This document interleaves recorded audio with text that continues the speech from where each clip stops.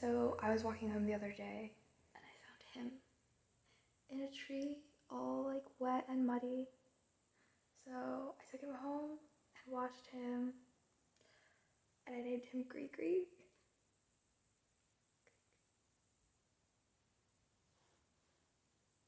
Also, when I got home, there was free like pizza and breadsticks on my doorstep that I had not ordered.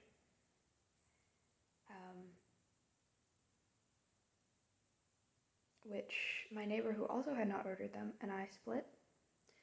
And it's beautiful because I usually don't eat pizza, but I do eat cheese breadsticks. So I had free supper. Thanks, Grigri. And my dad was like, wow, you're braver than me. Like, I would not trust random food that had been left on my doorstep. I didn't even think about it. I was just like, breadsticks.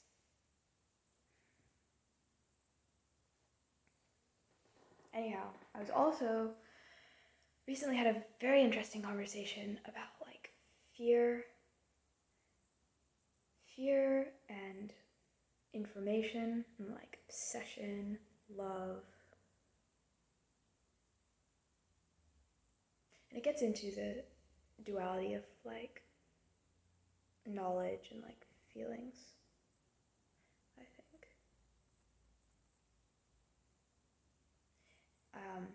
So around questions of like, how do we manage fear? Say I have a fear and I want to like lessen it or not have like this phobia. Does learning more information help? Like, at what point does learning more information help? And at what point does it just like worsen the fear, like feed it? And similarly, is it rational or irrational to fear in general? I have like re-recorded this a lot of times and I'm just losing the flow.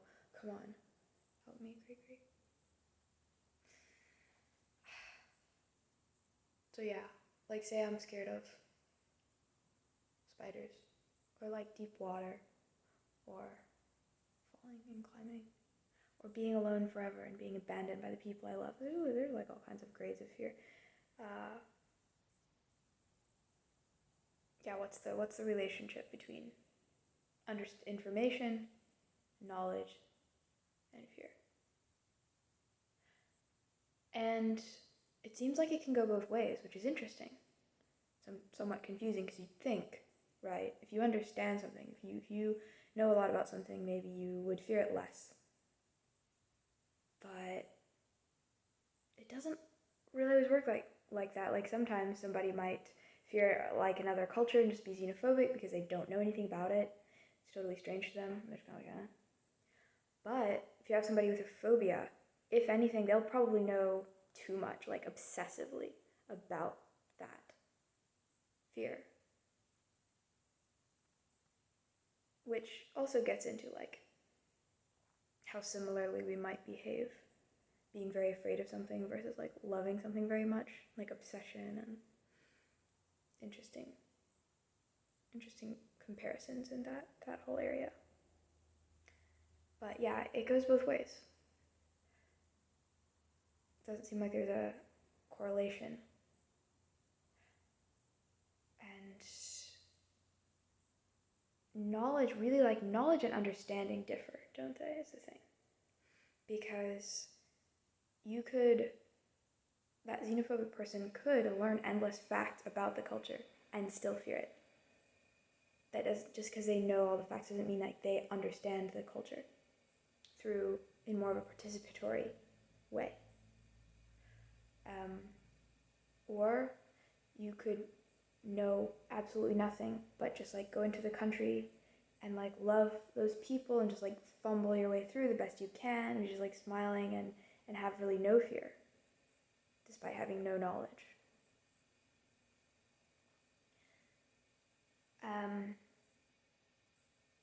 And it's sort of a similar pattern that I see between also knowledge and love, because you have sort of how do you say that word? ADAGE, adage? going both ways. Um,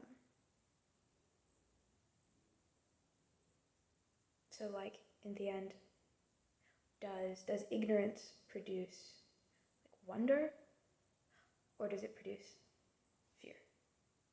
Does knowledge deepen love? The more you know, the more that just like feeds your love, or does familiarity breed contempt?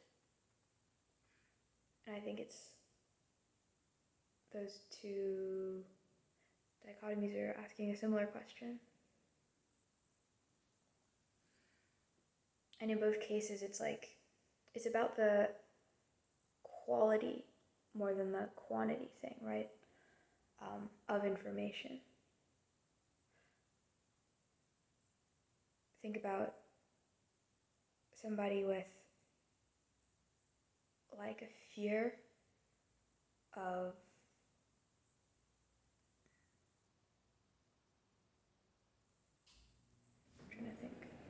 spiders. We'll just go with the class.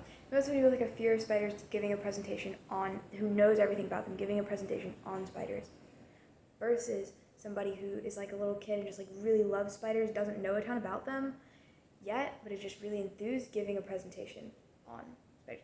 It's going to be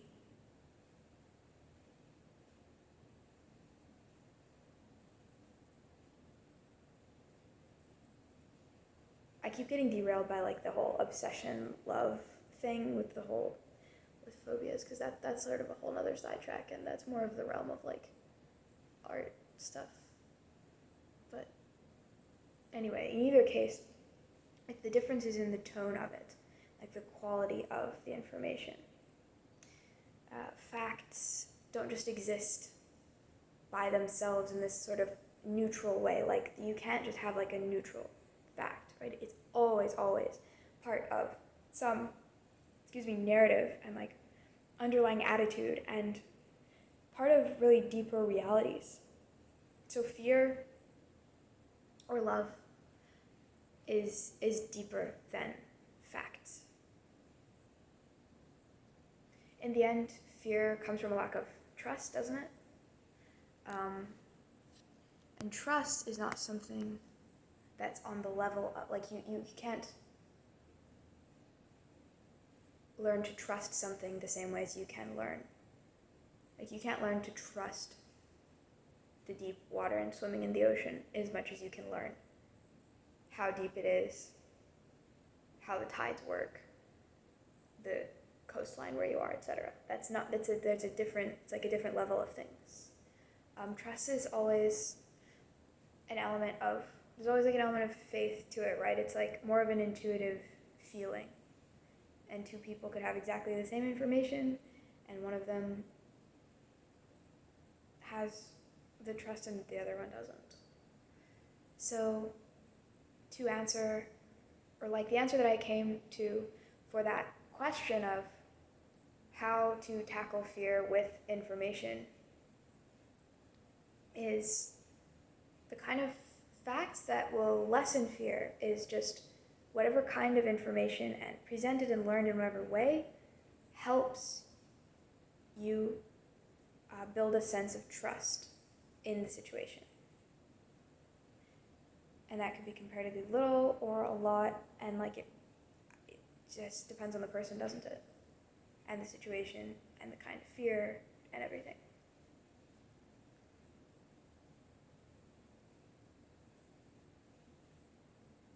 But it's not like, oh yeah, just learn more about it and you'll be okay. Nor just stop obsessing over that and just like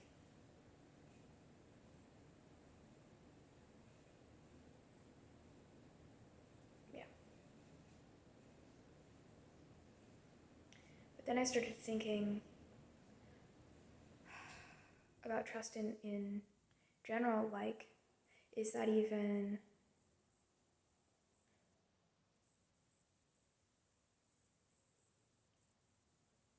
rational in the first place, kind of thing? Because we really live on like a knife's edge, and when you think about it, we only get through life at all by simply ignoring countless potential threats. And there's like a field of possible things that could happen.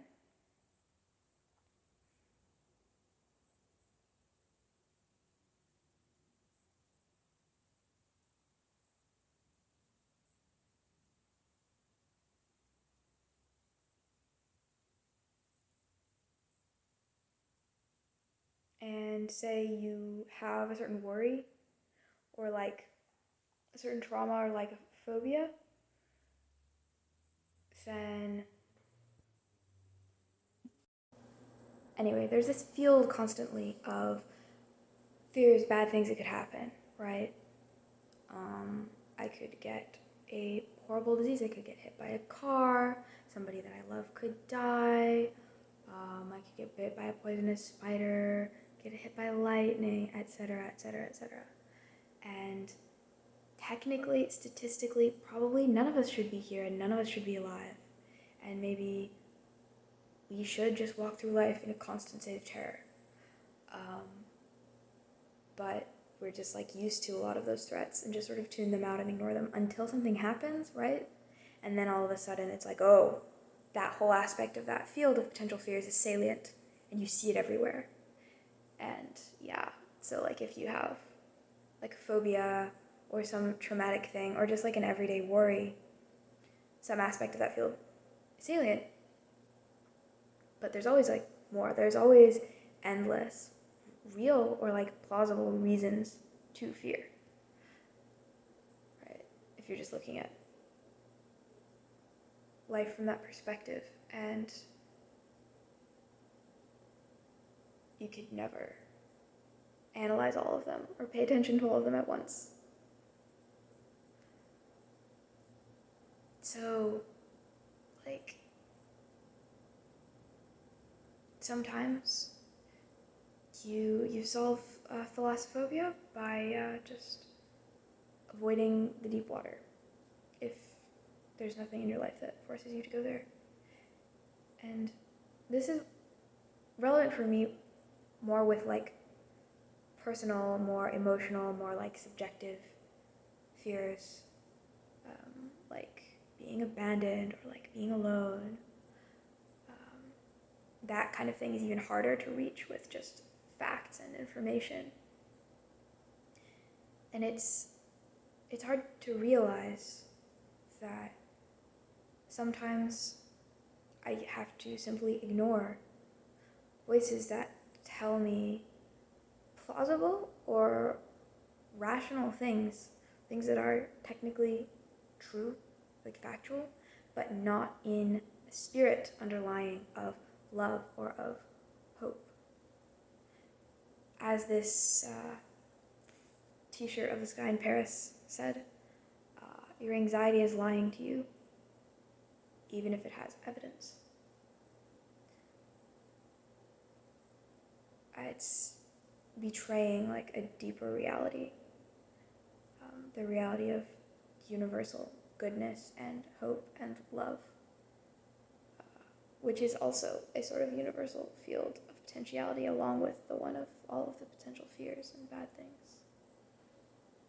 And that underlying reality is something that I should cling to, even if all of the visible evidence is just all my worst fears coming true.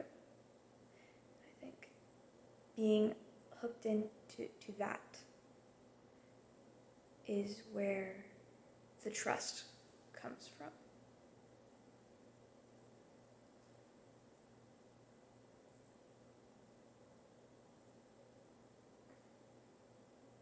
I think of this movie that I watched, 7 Years in Tibet, where it's this beautiful, like, peaceful culture, and then the communist China just, like, comes in, takes over, doesn't see them, doesn't see any value in anything that they're doing, doesn't care. It's just, like, this modern army against these pacifist, like, nation. And the monks and people just, like, keep praying and just keep up the rituals sort of until the end.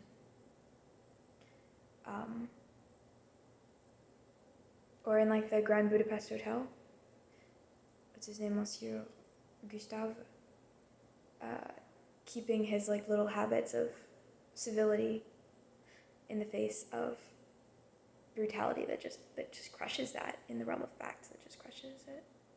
Or like the band playing on the deck of the Titanic. Like, are those people rational to do that? Are they right? What facts are they listening to? Or in the words of that one song that probably everyone's tired of, except me, because I unironically like it. That one, make your sirens call and sing all you want. I will not hear what you have to say. I will hold on hope.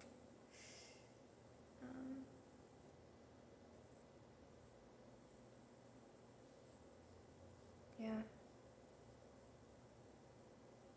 So everything is a question of like which voices to listen to and whom to trust.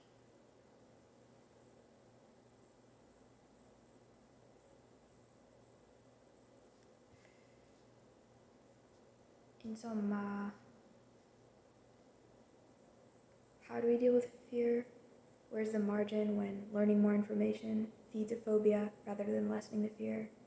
It's whatever type of facts are gonna help you build an intuitive sense of trust in that situation.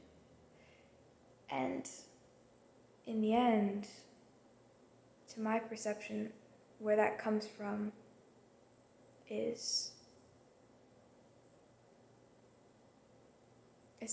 more of a sense of overall trust in like yourself, in the world, in like universal goodness and hope and beauty, even despite factual evidence to the contrary. But always trust grigri. And always trust breadsticks that aren't left on your doorstep. Okay, maybe not that last one. I don't want someone to like get poisoned because of